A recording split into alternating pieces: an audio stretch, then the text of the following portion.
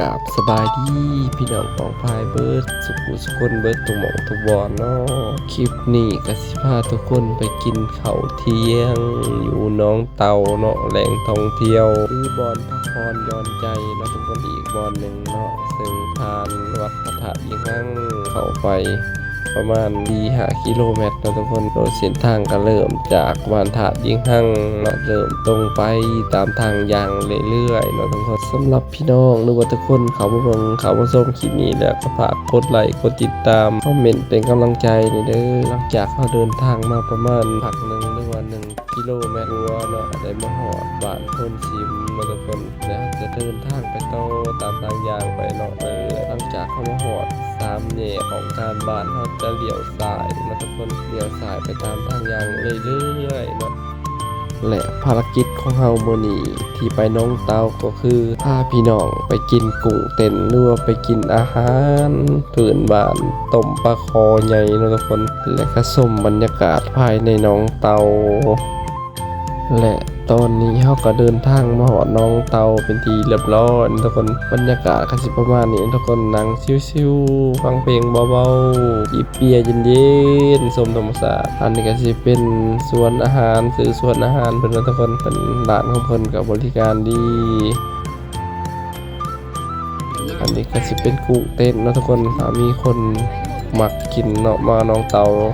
ถือว่าเป็นเมนูเด็ดเลยเนาะทุกคนสำหรับกุ้งเต้นเนี่ยผู้ใดมาก็ต้องได้ลองกินนะทุกคนถ้าไปโบได้กินถือว่ามาบ่ฮอดน้องเตาเนาะ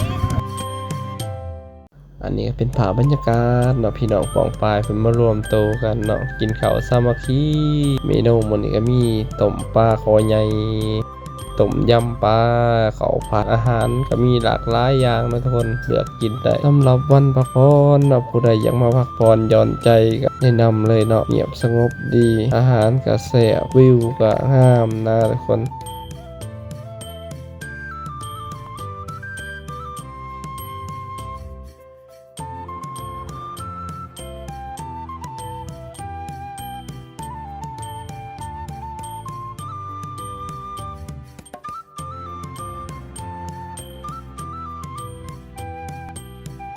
อันนี้ก็จะเป็นเจ้าของอาหารเพิ่นเนาะผู้สายเมืองนะทุกคนเพิ่นก็มานั่งหลินมานั่งดมน้ำเฮาเนาะหัวมัวถือว่าเป็นกันเองนะทุกคน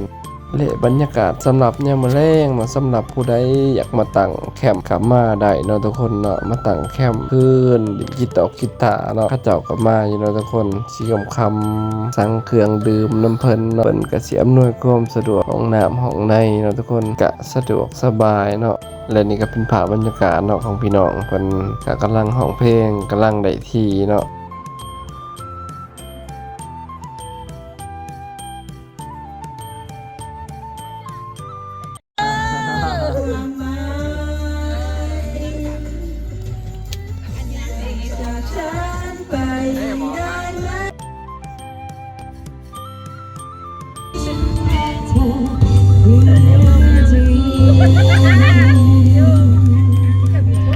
สำหรับคลิปนี้ก็ที่ก็จบลงเพียงเท่านี้นะทุกคนฝากทุกคนกดไลค์กดติดตามคอมเมนต์เป็นกำลังใจเพื่อเฮ็ดคลิปต่อๆไปนะทุกคนกะสิมาเฮ็ดคลิปพื้นบ้านวิถีชีวิตบ้านนอกบ้านนาเฮาเนาะทุกคนบ๊ายบาย